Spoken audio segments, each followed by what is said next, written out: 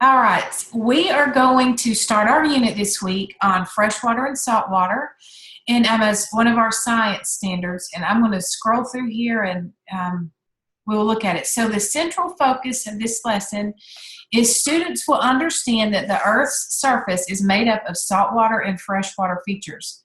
Students will know that there are bodies of water on the Earth that are based on their characteristics and locations. So as we finish up this lesson today, hopefully you will better understand saltwater and freshwater features.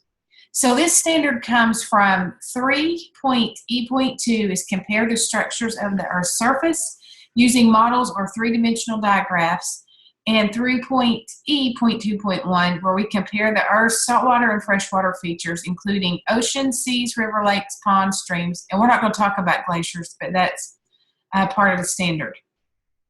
All right, so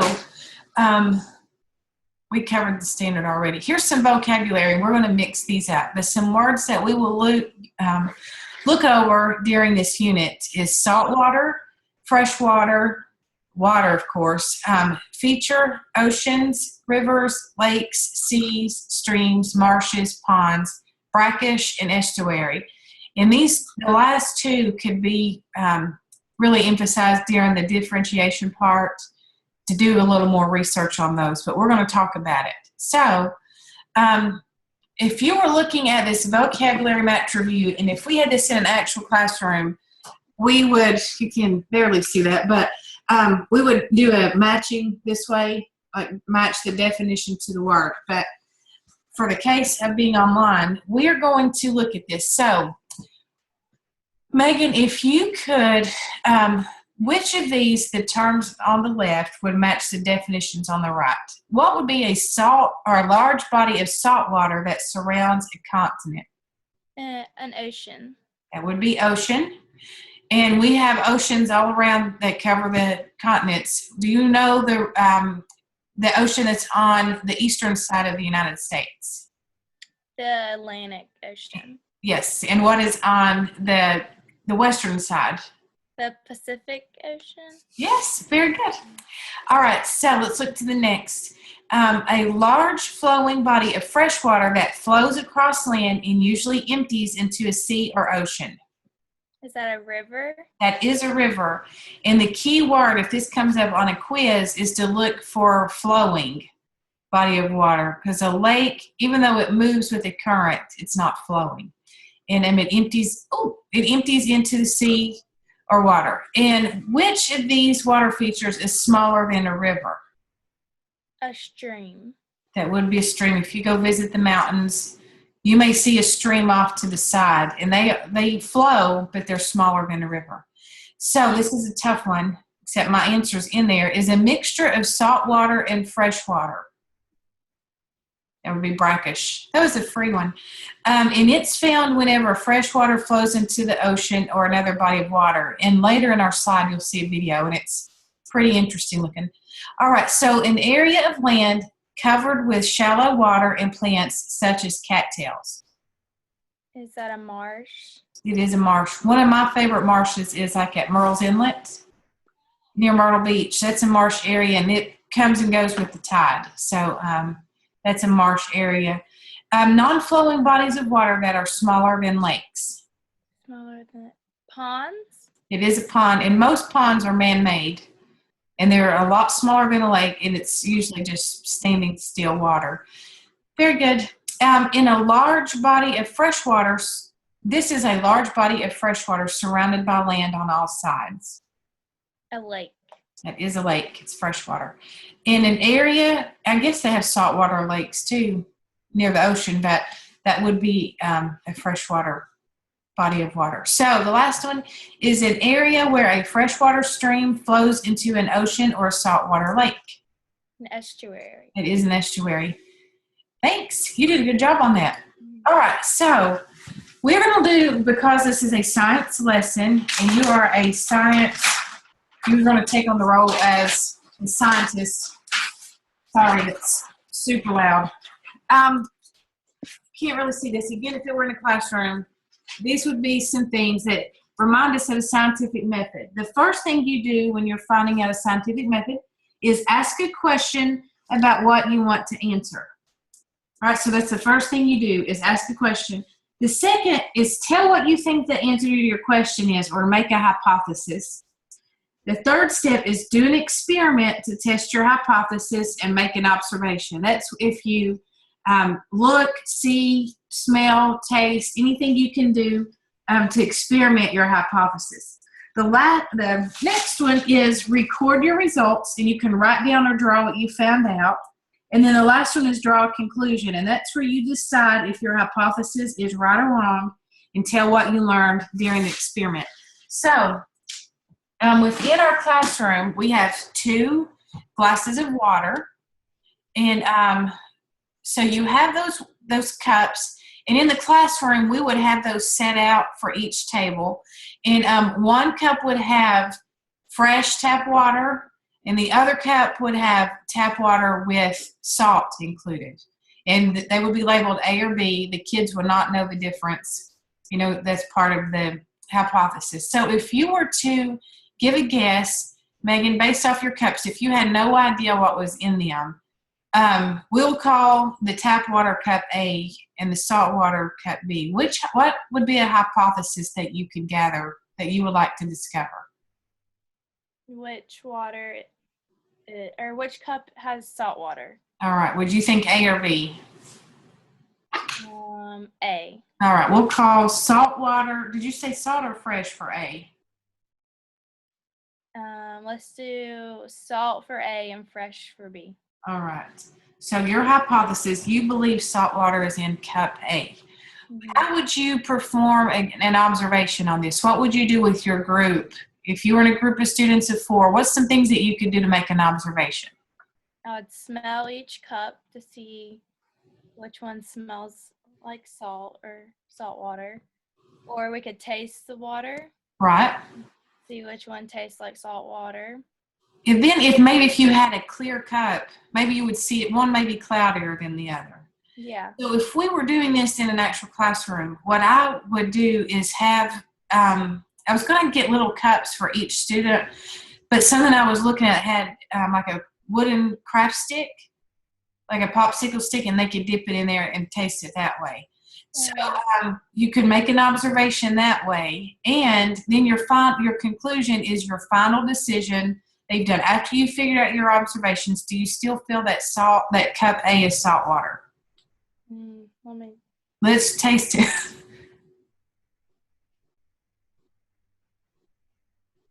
Cup A is salt water. Thank you. Very good. So your conclusion is it helped you determine that your hypothesis was correct, that salt water was cup A. So what you would do if we were, again, in a classroom with your group is you could figure out, ask a question, which cup has salt water and which is fresh water? To make a hypothesis, you would write, I believe cup A would have salt water. And then you would test it by tasting it, seeing it, smelling it, and then that's where you would write your results. So that would be a group experiment and just a small informal assessment so you could kind of make sure they're understanding the terms of a scientific method. All right, so the next thing we're going to do is watch a video about the bodies of water. And Megan, as we watch this, I want you to see if there's anything that you maybe didn't know before or something that's new to you. So it's really quick. I'm not going to make it large just because I'm afraid I'll lose my share screen.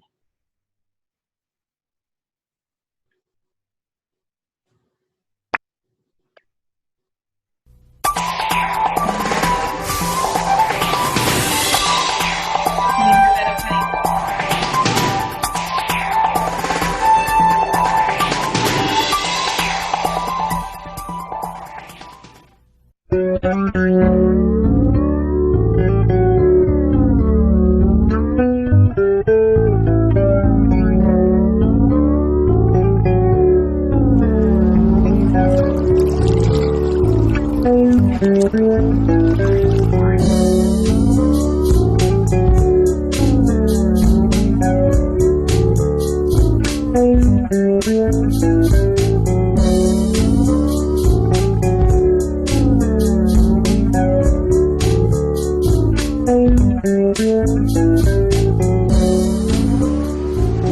is everywhere.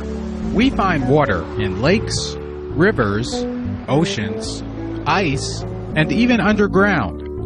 There's so much water on Earth that Earth looks like a blue marble from space. We don't know of any other planet that has water the way ours does. Hold up a globe and look at how much blue you see. More than 2/3 of the Earth is covered by bodies of water, mainly oceans.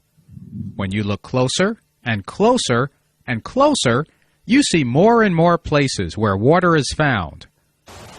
As water moves from place to place, it changes shape. The sun heats water to make it rise into the sky where it travels. Water can also change phase from liquid water to ice or disappear into the air as water vapor. No matter what its properties are, the total amount of water on Earth does not change. We can recycle it, but we can't make new water. The number of people on Earth is growing, so we really need to know where all of the water is and how to take care of it. People need water to live. We use it to drink, prepare food, bathe, and to stay healthy. We also use water for cleaning, recreation, shipping, travel, and as a source of food. All fish, animals, and insects need water too. Water is needed for healthy plant growth. All right. Oceans hold most of the world's water. They are large, deep storage areas filled with salt water. Water from land drains and flows into the oceans, where it can be stored for thousands of years. Not only do oceans give us seafood and pretty beaches, but they help to control weather and climate. Oceans provide water for clouds, precipitation, and huge storms like hurricanes. Ocean waters store heat and keep temperatures for islands steady throughout the year. Deep water moves slowly in currents. Ocean currents help to transfer heat around the globe. Oceans have always been used for travel, and they provide a good way to move heavy objects by ship. Even though oceans contain a lot of water, we can't drink it until the salt is removed, and that's not an easy thing to do. Did you know that most of the water on Earth is salt water? If all of the water on Earth were poured into 100 large buckets, 97 of the buckets would be salty ocean water.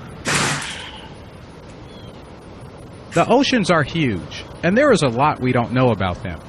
We do know that they hold a large variety of plants, fish, and other creatures. A scientist who studies oceans is an oceanographer. All right, we're not going to watch all of this just for the time's sake, but they go through all of the different oceans, lakes, rivers, streams, and we'll find pictures of those. But did anything particular stick out to you that was interesting as we watched this video? Just that most of Earth is made up of salt water. Yeah, I didn't realize. I mean, I guess it makes sense because, you know, if you look from space, that's all you see. So as we go through the rest of these, maybe something else will stick out to you. But that was a very interesting point. All right, so we're going to look at this Google slide really quick. Let me see if I can find which one it is. And then we're going to discuss each slide. All right, so here's a picture of the ocean, streams, marshes, ponds. That's the top one is a river, a stream, and a lake.